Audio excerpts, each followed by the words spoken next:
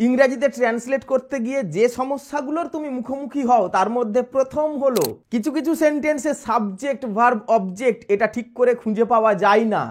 কখনো কখনো বাংলায় বাক্যটা প্যাসিভ ভয়েসে থাকে যেটা তুমি বুঝতেই পারছো না। দ্বিতীয় সমস্যা হলো অনেক বাংলা শব্দের ইংরাজি জানো না। আর তৃতীয় সমস্যা হলো সেন্টেন্সটা বড় করে ক্লজগুলোকে এমনভাবে মার্জ করে দেওয়া থাকে যে তুমি আলাদা আলাদা ক্লজগুলো আইডেন্টিফাই করতে পারছো না। সেটাকে পাট পাট করে ট্রান্সলেট কিভাবে করতে হবে আজকের ক্লাসে আমি তোমাকে শেখাবো। আমি মিসলেনিয়াস মেন্স এক্সামের কয়েক বছর আগের একটা কোয়েশ্চেন থেকে একটা পার্ট নিয়েছি, আমি সেটাকে ট্রান্সলেট করে তোমাদের দেখাবো। You are already watching help self English YouTube channel. Let's get started. প্রথম সেন্টেন্স দেখো, অরবিন্দ ছিলেন একজন মনীষী।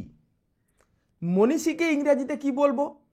থিঙ্কার বলতে পারি, আ ওয়াইজ ম্যান বলতে পারি, আর সেজ। সেজ কথাটা দিয়েও কিন্তু মনীষীকে বোঝানো যায়। তাহলে অরবিন্দ ওয়াজ আ ওয়াইজ ম্যান। বিদেশি শিক্ষার আলোয় তিনি তার জীবনের সন্ধিক্ষণ চিনতে ভুল করেননি। তাহলে এইমাত্র বললাম সাবজেক্ট ভার্ব অবজেক্ট খুঁজে না পেলে কিন্তু ট্রান্সলেট করতে খুব অসুবিধা হয়। তিনি ভুল করেননি, তা তিনি এই হলো সাবজেক্ট, ভুল করেননি এই হলো ভার্ব।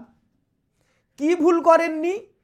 না, তার জীবনের সন্ধিক্ষণ চিনতে এই হলো অবজেক্ট। বাকি অংশটা বিদেশি শিক্ষার আলোয় এটা শেষে বলে দেব। He did not make a mistake, he did not fail to identify, চিনতে, টু রেকগনাইজ তার জীবনের সন্ধিক্ষণ, the junction of his life. সন্ধিক্ষণ জাংচার, আর কোন স্থানের মিলন স্থান বললে জাংশন বলতে হয়। টার্নিং পয়েন্টও বলতে পারো। হি did not fail to identify the turning point of his life in the light off foreign education, বিদেশি শিক্ষার আলোয়। পরের বাক্যটা দেখো, শুরু থেকেই তার মনের অভ্যন্তরে জন্মেছিল দেশ সেবার বাসনা।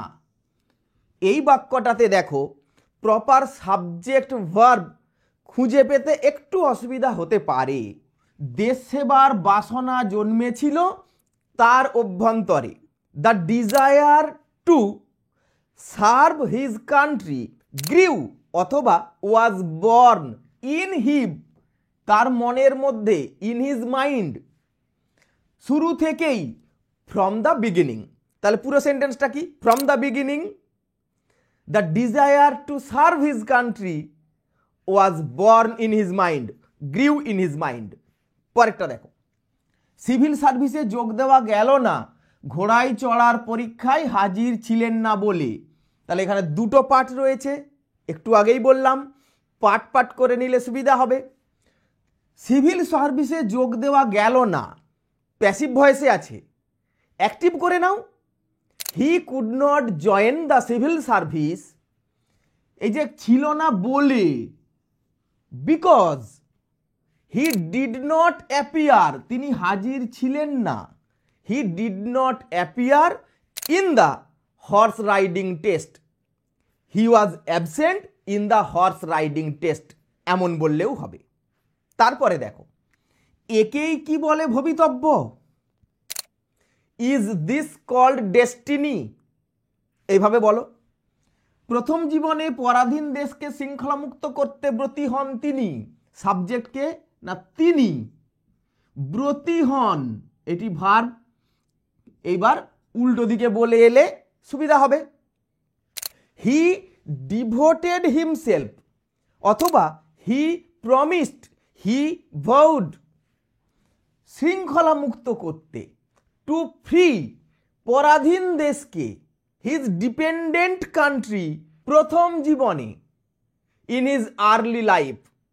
তাহলে বলছি দেখো, in his early life he devoted himself to free his country from bondage from the foreign rule. তারপরে আলিপুর বোমা মামলায় তাকে জেলে কাটাতে হয় 1 বছর, কমা দেওয়া আছে, মানে এটা একটা অংশ। সেই সময় তার জীবনে আসে টার্নিং পয়েন্ট। দুটো পার্ট আলাদা আলাদাভাবে বলবো। এই সেন্টেন্সটাই দেখো, কাটাতে হয় ভার্ব, তাকে এই হলো subject. He had to spend 1 year in jail in prison in Alipore bomb case. পরের অংশটা দেখো, সেই সময় তার জীবনে আসে turning point. At that time his life met found received a turning point, অথবা this was the turning point of his life. তারপরে দেখো, তিনি কারাগারে দর্শন পেলেন নারায়ণ রূপী শ্রীকৃষ্ণের। তাহলে তিনি সাবজেক্ট, দর্শন পেলেন এই হলো verb. He had a vision, he saw, সহজ করে বলতে পারো, বললাম কঠিন কথাকে সহজ করে নেওয়া যাবে।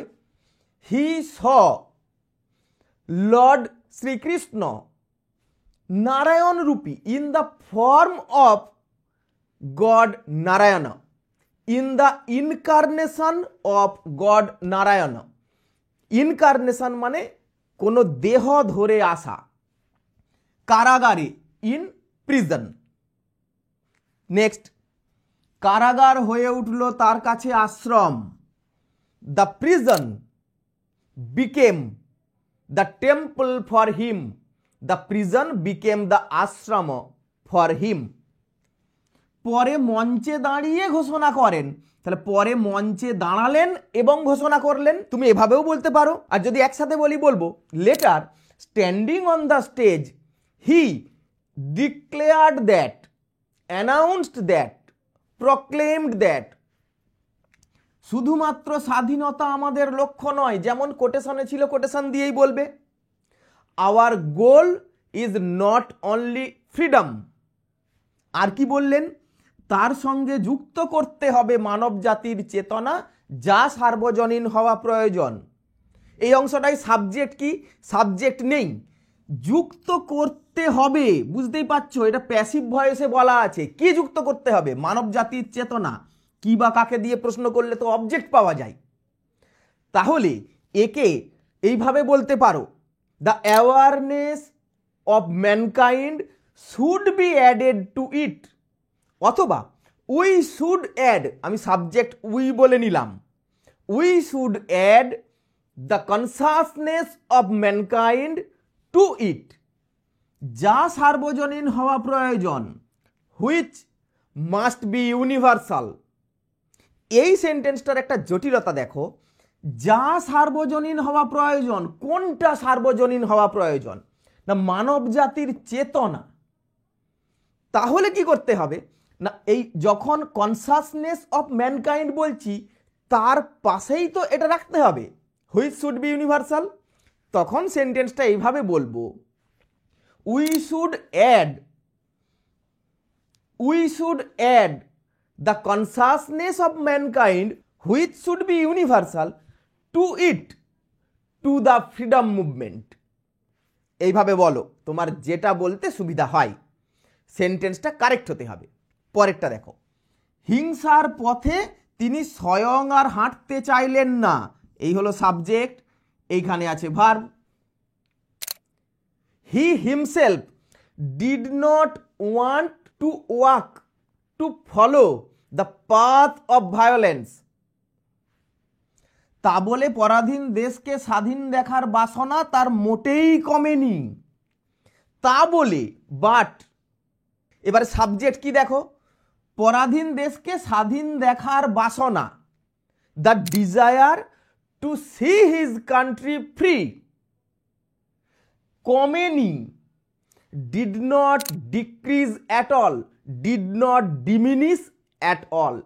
এই সেন্টেন্সটাকে একটু অন্যভাবে বলতে পারি, এটা তার পরাধীন দেশকে স্বাধীন দেখার বাসনা কমাতে পারেনি, that did not diminish his desire to see his country free.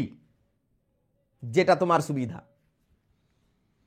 বিপ্লবী আন্দোলন থেকে নিজেকে বিচ্ছিন্ন করে ফেললেও এটাকে 2-3 রকম ভাবে বলতে পারি। Although he separated isolated himself from the revolutionary movement, from the freedom movement, although he cut himself of OFF from the revolutionary movement, এইভাবে একটা ক্লজ তৈরি করে নিতে পারি। আর সিম্পলের ফরম্যাটে লিখতে চাইলে বলবো in spite of isolating separating himself from the revolutionary movement, তোমার যা সুবিধে বলবে। তিনি জানতেন তার শুরু করা কাজ পূর্ব নির্ধারিত পথে এগিয়ে যাবে। হি নিউ দ্যাট, তিনি জানতেন, এখানে একটা যে ছিল, তার শুরু করা কাজ, the work he had began would proceed, would carry on the predetermined path, the predetermined way, the predestined path। এবার দেখো, এ নিয়ে তার মধ্যে কোনো হতাশা বা ব্যর্থতার মনোভাব ছিল না। কিছু থাকা বোঝাচ্ছে, দেয়ার দিয়েও বলতে পারো, তা না হলে বলতে হবে he had no despair or feeling of disappointment, sense of disappointment about it. অথবা দেয়ার দিয়ে বললে কি বলবো, there was no despair or frustration. এই যে ব্যর্থতার মনোভাব, এটাকে ফ্রাস্ট্রেশনও বলতে পারো, or frustration in him about it. দেখো, এইভাবে সাবজেক্ট ভার্ব অবজেক্ট ঠিক করে নিয়ে, প্রয়োজনে বড় বাক্যকে ছোট করে নিয়ে, আর জটিল কথাগুলোকে একটু সহজ করে নিলেই ট্রান্সলেশনের যাবতীয় জটিলতা তোমার কেটে যাবে। আমার পদ্ধতি ফলো করলে আশা করি ট্রান্সলেশনেও তুমি ফুল মার্কস পাবে। আর এর পরে যখন ক্লাসগুলো বিভিন্ন রাইটিং নিয়ে শেখাবো, সেখানেও তোমার শেখাটা খুব সহজ হবে। আশা করছি আজকের ক্লাসটা ভালো লেগেছে। ভালো লাগলে ভিডিওতে লাইক দেবে, কমেন্ট করে জানাবে, অবশ্যই ভিডিওটা বন্ধুদের মধ্যে শেয়ার করে দেবে। আজকের ক্লাস এখানেই শেষ করলাম। Thank you for watching.